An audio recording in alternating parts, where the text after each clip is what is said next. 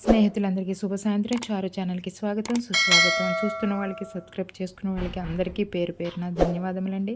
ఈరోజు రాగిపిండితో జంతికలండి. చాలా రుచిగా ఉంటాయండి. ఎప్పుడు శనగపిండితో కాకుండా రాగిపిండితో కూడా జంతికలు చేసుకోండి. ఆరోగ్యానికి చాలా మంచిది. ముందుగా ఒక కప్పు రాగిపిండి, ఒక కప్పు వరిపిండి, 3 స్పూన్లు శనగపిండి. శనగపిండి ఎందుకు వేసుకోనంటే రాగిపిండి, వరిపిండి కూడా కొంచెం మురుంగా ఉంటుంది కదండీ. ఎంత మెత్తగా ఆడించినా మురుం వస్తుందండి. దానికి బైండింగ్ కోసం శనగపిండి వేశాను.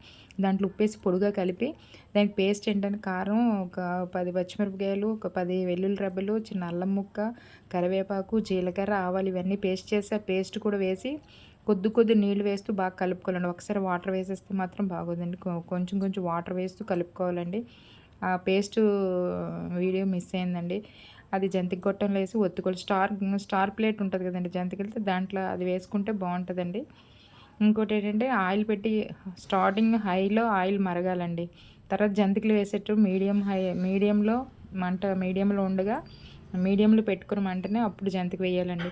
అది వేగుతున్నప్పుడు మాత్రం మీడియంకి సిమ్కి మధ్యలో ఉండి మంట ఉండాలండి. ఎందుకంటే ఇది రాగిపిండి కదండి, హైలో ఉంటే మాడిపోద్ది, వేగదండి. రాగిపిండి వేగిందా లేదని మనకు తెలియదు కలర్ బ్లాక్గా ఉండడం వల్ల. కానీ ఆరోగ్యానికి చాలా మంచిదండి. కలర్ చూసి ఇబ్బంది పడవద్దు. అది తినడానికి టేస్ట్‌గా ఉంటది, తినేటప్పుడు ఆరోగ్యానికి చాలా మంచిదండి. ఆ బబుల్స్ ఆగిపోయిన వరకు వేపుతుంటే వేగిపోతుందండి. రాగిపిండి చాలా రుచిగా ఉంటదండి. ఒకసారి ట్రై చేయండి. ట్రై చేసి ఎలాగుందో కామెంట్ పెట్టండి.